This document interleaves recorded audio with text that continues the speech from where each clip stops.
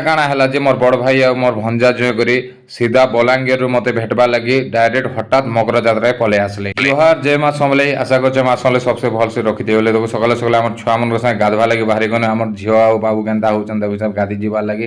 ତ ଦେଖୁଥିବେ ନଦୀକେ ପହଞ୍ଚିଲେ, ନଦୀକେ ପହଞ୍ଚିଲା ପରେ ଗାଧୁଛେ ପୁରା ପାଣି ତ ଥଣ୍ଡା ଲାଗୁଛେ ଭାଇ, ନଦୀ ପାଣି ଥଣ୍ଡା ଦିନେ ପୁରା ଆଉ ବରଫ ଭଳିଆ ଲାଗୁଛେ। ଗାଧା ଫାଧା କଲି, ଗାଧା ଫାଧା କଲା ପରେ ଆମେ ବାହାରି ଆଇଲୁ, ଗାଧା ଫାଧାକୁ ସବୁ ରେଡ଼ି ହେନୁ, ରେଡ଼ି ହେଲା ପରେ ବାହାରିଲୁ ଭାଇ।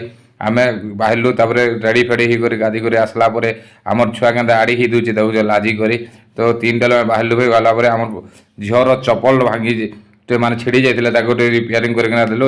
ଗଲା ପରେ ରୁପଡ଼ା ପାଖେ ଆମର ଦାସେ ଆଉ ଆମର ଭାଇ ଜଣେ ଆମକୁ ୱେଟ୍ କରିଥିଲେ, ସେ ୱେଟ୍ କରି ସ୍ୱାଗତ କଲେ, ନେଲେ ଆମକେ।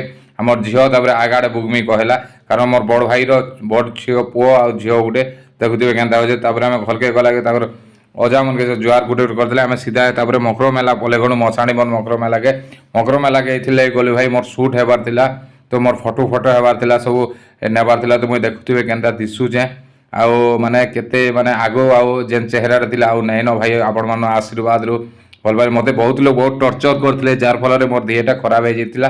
ଆଜି ସେ ଭଳିଆ ଦେଖୁନ କେନ୍ ଭଳିଆ ଦିଶୁଛେ। ଆଜି ପୁରା ବହୁତ ଫଟୋ ହେଲୁ, ମନ୍ଦିର ଆଡ଼େ ଯାଇକରି ବି ଫଟୋ ହେଲୁ। ତାପରେ ଆମର ଛୁଆମାନେ ବି ଆମେ ବି ଫଟୋ ହେମୁ ବୋଲେ ଫଟୋ ଗୁଟେ କରିଦେଲୁ। କଲା ପରେ ଭାଇ ସିଧା ଛୁଆମାନକେ କାଣା ଆଇସ୍କ୍ରିମ୍ ଫାଇସ୍କ୍ରିମ୍ ଖୁଆଇକରି ସିଧା ଧରିକରି ପଳେଇ ଆସିଲେ।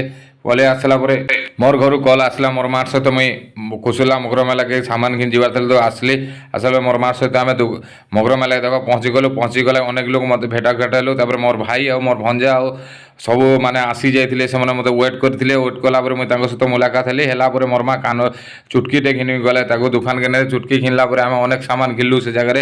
ତାପରେ ମୋର ମାଆ କହିଲେ ଶାଢ଼ୀ ଚପଲ ଘିନମି, ଚପଲ ଦୋକାନକେ ମଧ୍ୟ ତାକୁ ନେଲୁ। ତାପରେ ଶାଢ଼ୀ ଦୋକାନ ମାନଙ୍କୁ ତାକୁ ଘିନବା ନେଲୁ। ତାପରେ ମୋର ବଡ଼ ଭାଇ ମାନେ କହିଲେ ଆମେ ଯିବୁ ନା ଭାଇ କହିଲେ। ତାପରେ ଦେଖୁଥିବେ 4 ହ୍ୱିଲରରେ ମୋତେ ଭେଟବା ଲାଗି ଆସିଥିଲେ ଯେତେ ଭଲ। ତାପରେ ଆମେ କଂସ ଦରବାର ଚାଲିଥିଲା ସେ ଜାଗାରେ, କଂସ ଦରବାର ନୃତ୍ୟ ହଉଛେ ଦେଖୁଥିବେ। ନୃତ୍ୟ ଦେଖିଲା ପରେ ସମସ୍ତେ ପଳେଇ ଆସିନୁ ଆମେ ସିଧା ଘରକେ।